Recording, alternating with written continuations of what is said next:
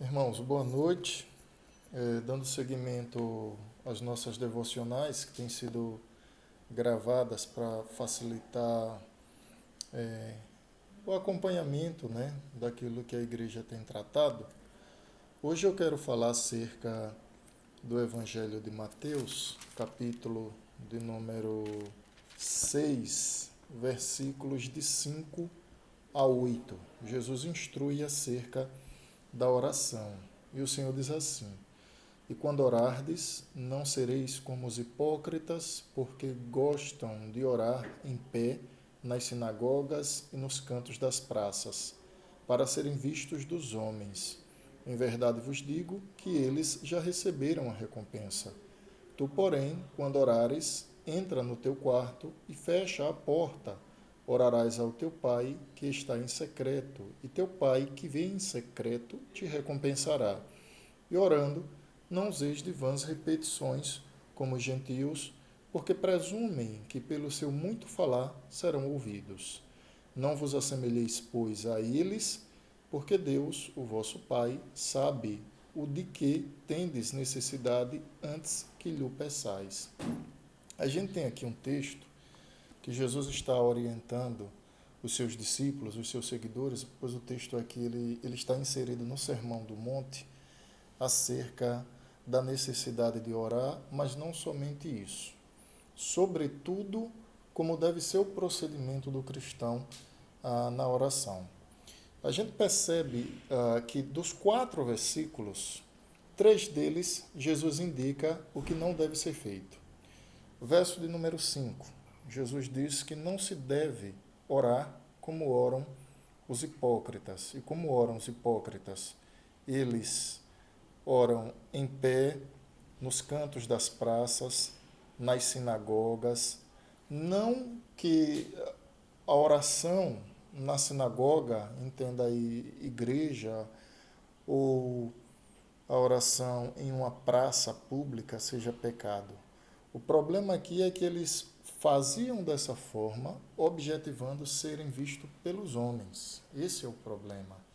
Então, a intenção dos hipócritas era dar publicidade à sua suposta espiritualidade. E aí, quando a gente se reporta àquela época, que lembra que havia um forte conceito de salvação por obras, sobretudo por parte dos escribas, dos fariseus, que sempre entendiam ter alguma dignidade diante de Deus por conta daquilo que eles faziam ou deixavam de fazer, fica muito nítido que esse comportamento nada mais é que a fomentação, ou seja, o dar publicidade às suas obras. Jesus diz: olha, não façam assim.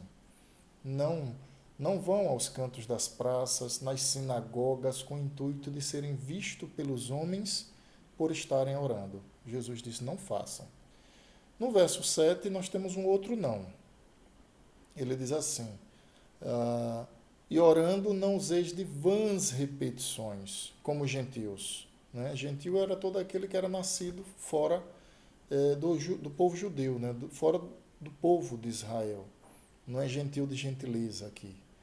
Então não useis de vãs repetições, como fazem os gentios, porque eles presumem que pelo muito falar serão ouvidos. Então Jesus também diz: olha, não há necessidade de se conduzir dessa forma.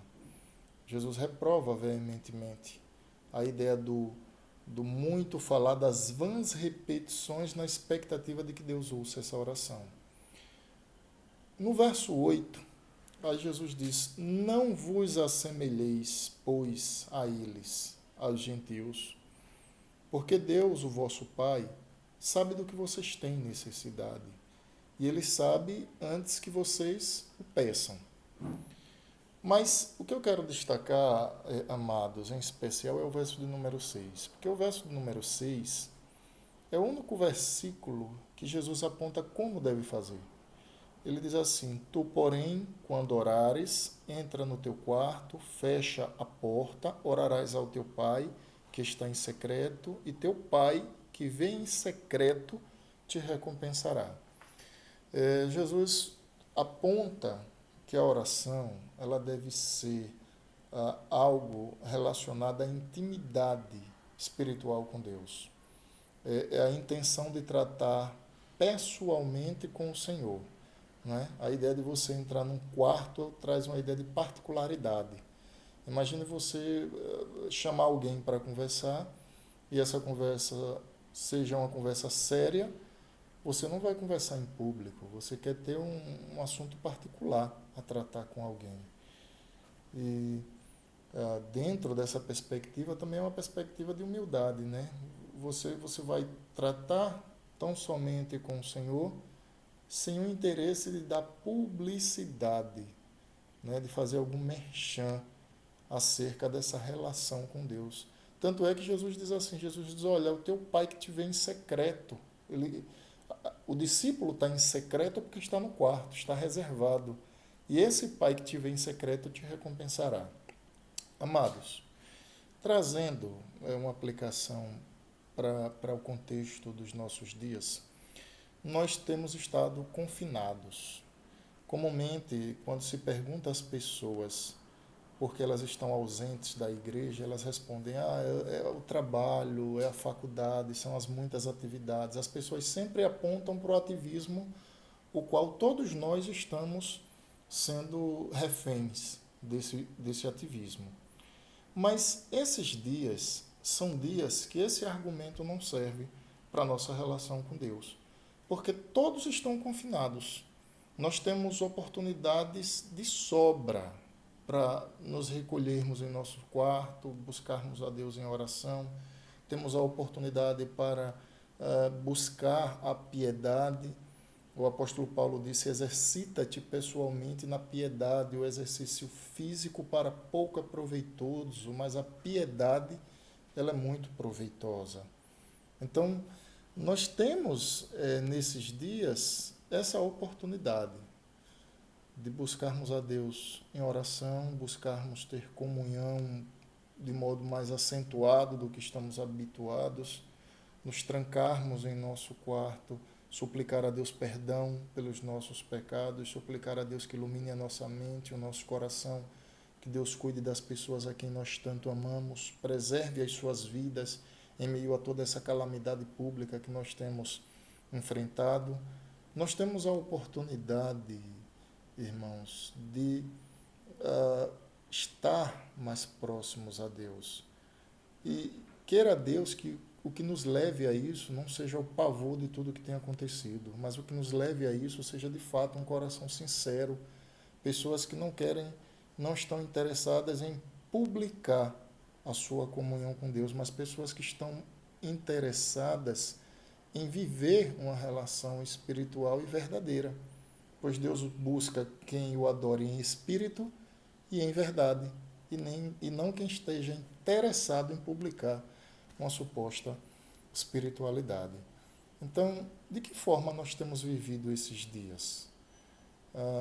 Nós temos visto esses dias como uma oportunidade de nos achegarmos ao trono de graça, de nos humilharmos, de rasgarmos não as nossas vestes, mas o nosso coração, ou nós temos visto esses dias como uma oportunidade de descansar tão somente da nossa jornada, talvez fazer algumas tarefas que necessariamente não tragam edificação e santificação, e temos continuado a perder tempo nesse processo de caminhada cristã.